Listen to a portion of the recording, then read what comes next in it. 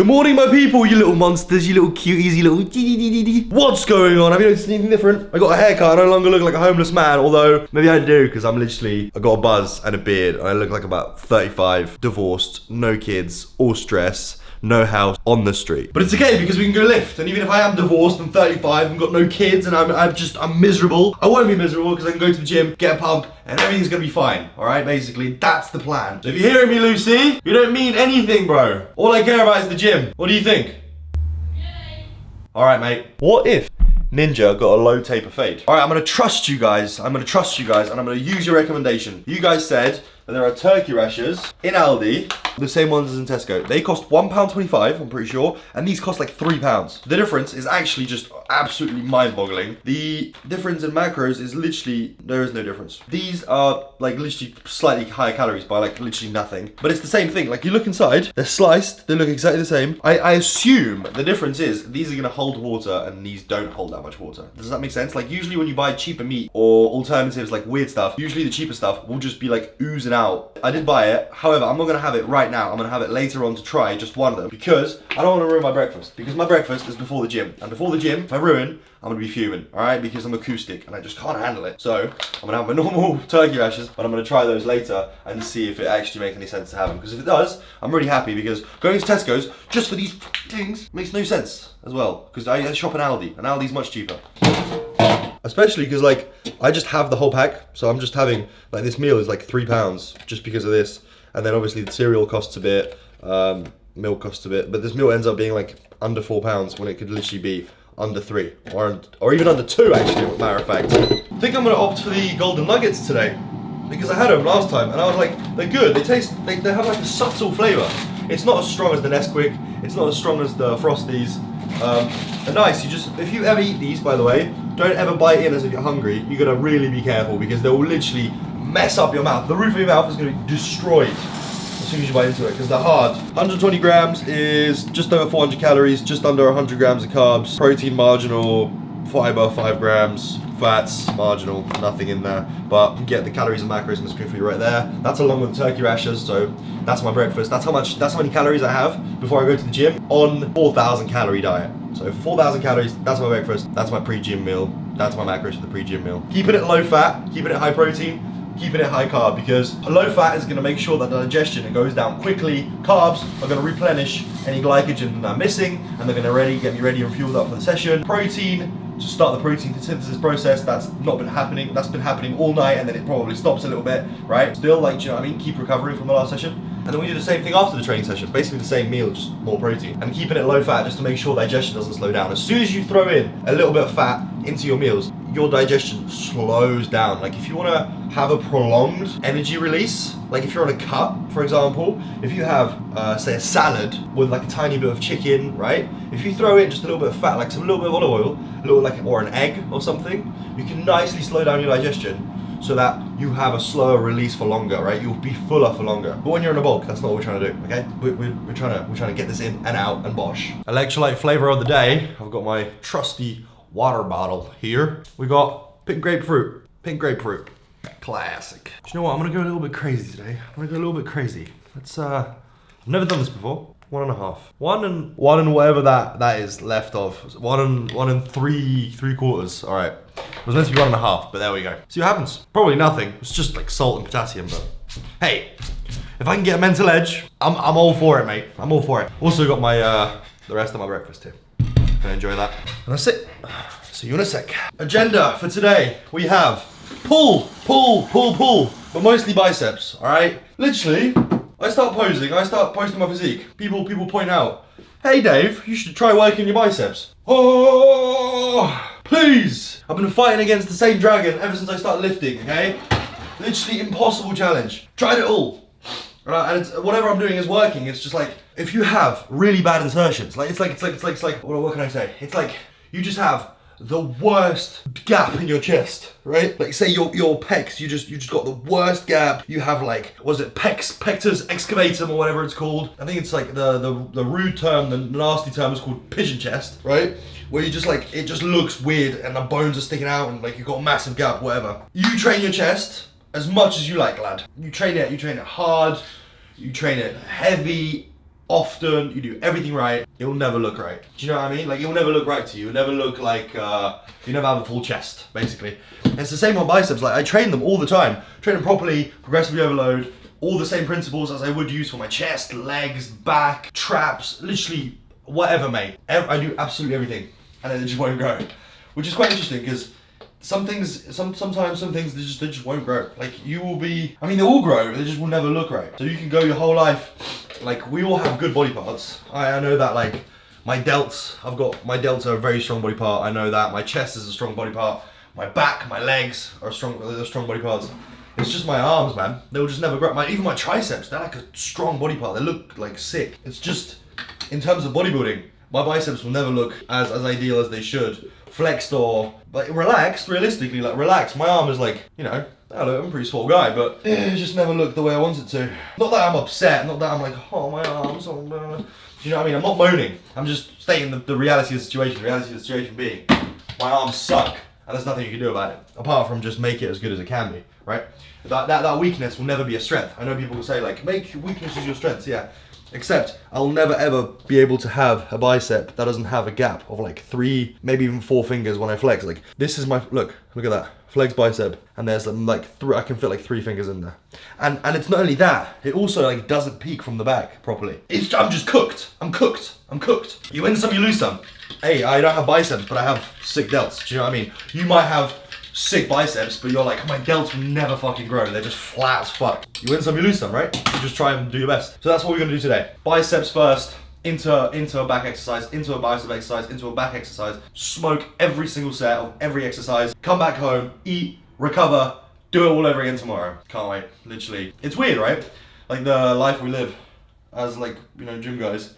We sort of just on repeat, but it's exciting every single day. Like, it's weird. I literally did the same thing yesterday and the day before and the day before and the day before, but I'm literally just as gassed today as I was and 3 years ago and 4 years ago. Do you know what I mean? Like, I'm just standing here about to have this, gonna have my poo before I go train, and then I'm gonna be gassed driving to the gym, and then I get to the gym, I'm gonna be gassed, and I'm gonna be gassed for the whole session, and come back home, I'm gonna be gassed to go again tomorrow.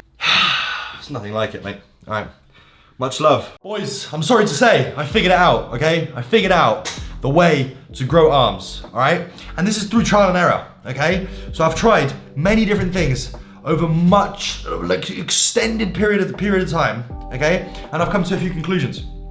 Number one being, I'm gonna ditch barbells and dumbbells, okay? I gave them a good run, and before I was doing cables, and now I did dumbbells and barbells, and now I've come to the conclusion that I was thinking to myself, I was like, what do I get the best connection with? How do I get the best connection, the most tension when I train? And I thought to myself, I was like, okay, pec flies, chest supported rows, lateral raises, tricep extensions on the cables. And I was like, okay, so now let's implement that into my bicep training, because with the cable, the way I'm setting out there as well, you have constant tension, right? From the beginning to the end. Not only that, you can't really swing it, right? With a barbell, you can give it a little hip thrust and it will swing. But with this, you can try, it won't, because it's like fixed and it's pulling down, a little swing isn't gonna do much. Do you know what I'm saying?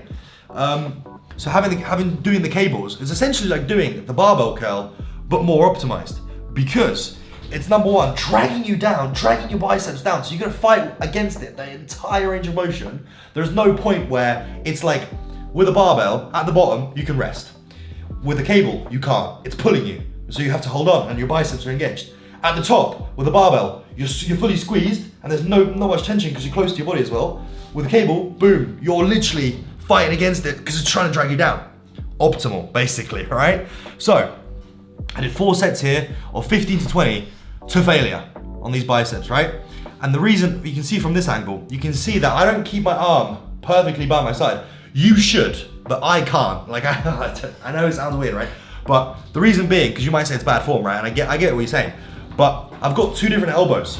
Like, because I broke this elbow when I was younger, and because I'm holding onto a bar with both arms, I have to almost, in order for my left arm to curl properly, I have to twist and raise my elbows for it to actually contract. But if you're doing this exercise, keep your elbows by your side, please, okay? It's the best way to do it. I'm just limited because of my elbows.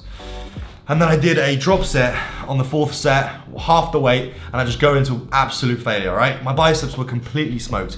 I haven't felt a contraction, a stretch like that in ages. That's exercise number 1 that I did. And it was absolutely insane. Right, since this is a back session, we do have to hit back. We are prioritizing arms, but we're obviously gonna hit back because you don't wanna be lacking on, you know, back development. Even though my back is a strong part, still, you know what I mean? That's why the biceps are first, because my back is a strong part. Lat pull downs, I was gonna say lateral raises. The lat pull downs, 4 sets, I did 12 to 15 reps to failure, right? Make sure you're getting a big stretch. I've noticed that if I let go of my thumb, so I strap in, and instead of holding it like this, if you let go of your thumb, right? And you're just sort of holding it like this, and then as you go up, make sure you get a massive, massive stretch at the top. Make sure you feel it in your lats. And then you're gonna be thinking about dragging with your pinkies, and then just dragging your elbow to the back pocket, right? The arms are hooks. You wanna think about dragging a little bit with your pinky, but the arms are basically hooks, and you're just dragging your elbows down, right? Your hands are just hooks, dragging your elbows down. You can try it like just sitting there, whether you're sitting on your phone or whatever. You can pull with your arm, which is gonna be like this, right? You can pull with your arm, or you can just pull the elbow, right? There's 2 different ways of pulling. And one's a little bit more optimal than the other. There's just these little nuanced things that as you go through lifting, as you like do years of lifting, you'll just start to figure out, and I'm just giving you the little bits of nuggets of wisdom that I've learned, right? So just let go of the thumb, pull the elbow, you're gonna get more back involvement. Then, because we did a lengthened ranged curl, let's call it that if you want to be a scientific nerd, I want to do essentially just the shortened range, right? So a preacher curl. Now I did a further 3 sets on here, giving me a total of 7 sets for biceps, and I did sets of 15 to 20 again, right? Taking them to absolute failure. It's a machine, just go fucking crazy, all right? It's only the biceps, they're only tiny. Take them all the way. And then on the last set, I did a drop set where I go to complete failure as well. On here, what I like to do is to think about squeezing these 2 fingers, right? And then really trying to externally rotate my wrists like this, supinate them, right? As much as possible towards your face, as if if you could do this, like if you could curl and just end up like this, you should, right? Because you want to be as supinated as possible. The biceps, responsible for supination, right? And bringing your arm up like this. What's it called? Flexing your arm. Last set, drop set, take it to failure. Don't be a pussy. Give it your all, lad, all right?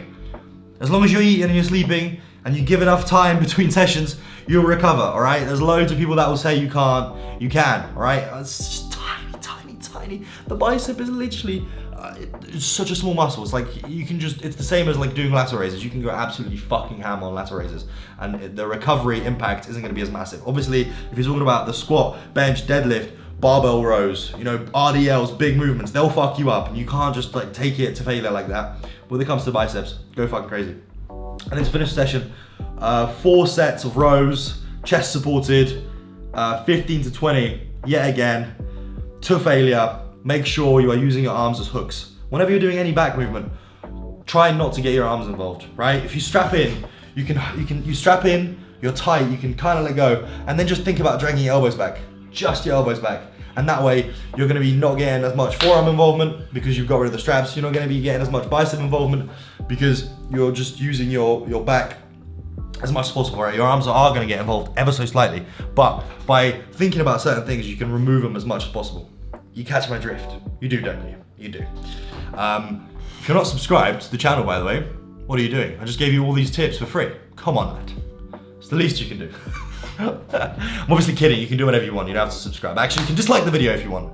And then I did a little daily check-in. I'm gonna be doing these every single day, just because, for document's sake, as I get bigger, as I get bulkier, I wanna see the difference in my physique, right? And we can look back in like a few months and be like, oh my God, I look so much bigger, whatever, fatter, whatever. You know what I mean? So, those are the check-ins. Hope you enjoy the rest of the video. Bosh.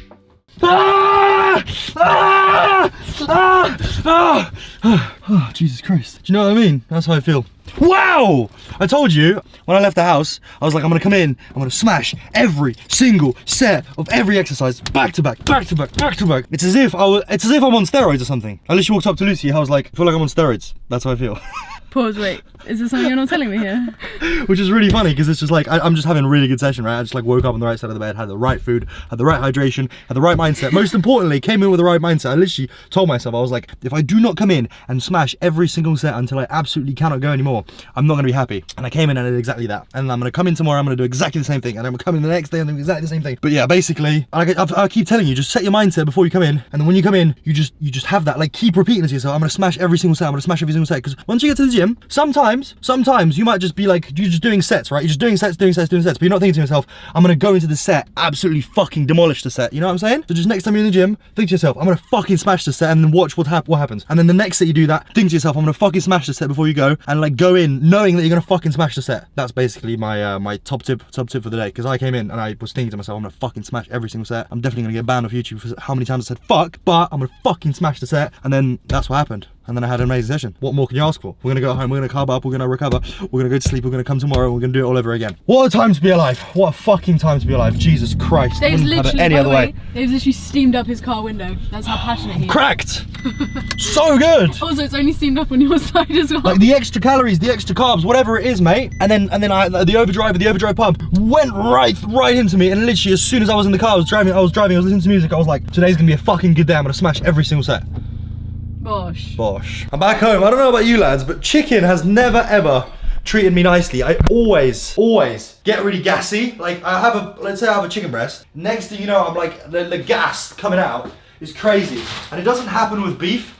And I was thinking, I was like, why am I having chicken? Literally, what am I doing? The last bulk I did, I literally exclusively had beef. I was eating steaks every single day, multiple times a day, no chicken, and I had no like gas, no stomach distress. Well, as soon as I have a chicken breast, there is just distress. Like, yeah, it's lower calories. Yeah, it's like a leaner form of protein, but I'd rather sacrifice a little bit of like a couple grams of fat. Like, what is the difference, mate?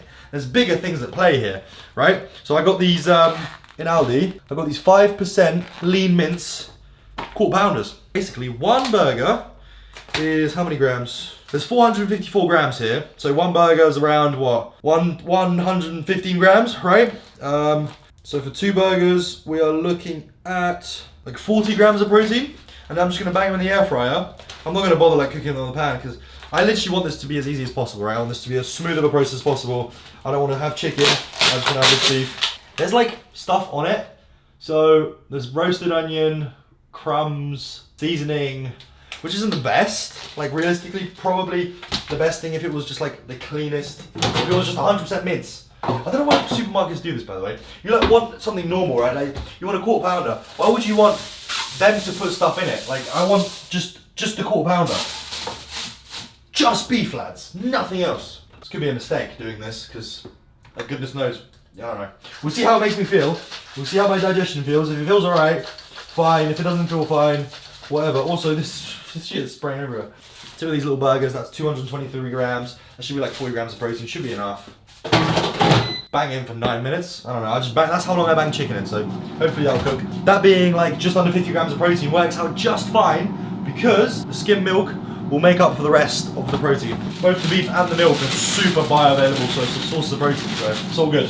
Two of those beef patties, 120 grams of Nesquik, 300 milliliters skimmed milk. The calories and macros are gonna be on the screen for you right there. Bosh. And I'm gonna check back in with you after I see what the burgers taste like. Because if they're nice, God bless, you know what I mean? Okay, let's have a little look. Let's see what this is all about. So 9 minutes wasn't enough. I'm banging it for another 3. And there's still a little bit of a raw bit, which, whatever, I'll live. This is what it looks like. It's literally just a piece of beef. Taste-wise, I mean, it's alright. Tastes like a burger. I reckon this would do well in a bun with some tomatoes, lettuce, ketchup, mustard, cheese. No, I'm joking. Literally, this would do well in even rice. Just mash it. Because of what they put in there, which is like seasonings and stuff like that, it's actually well alright. I'm back in. Pleasantly surprised. I'm gonna check back in with you in like 40 minutes. See if my bowels, if my stomach is having me on, and see if I'm like farting loads. Checking in with a post-workout meal. Chips, 500 grams of chips. McCain's. Look at the state of them, lad. Crispy, soft, amazing. And the burgers. Got 2 more burgers. They tasted great, and my stomach was completely fine. So I recommend them, and also I'm gonna keep having them because they don't irritate my stomach. So no gas, no problem, proper good digestion. That's what I'm talking about. The calories and macros are gonna be on the screen right there. And I'll probably see you tomorrow. Much love. Hope I see you tomorrow.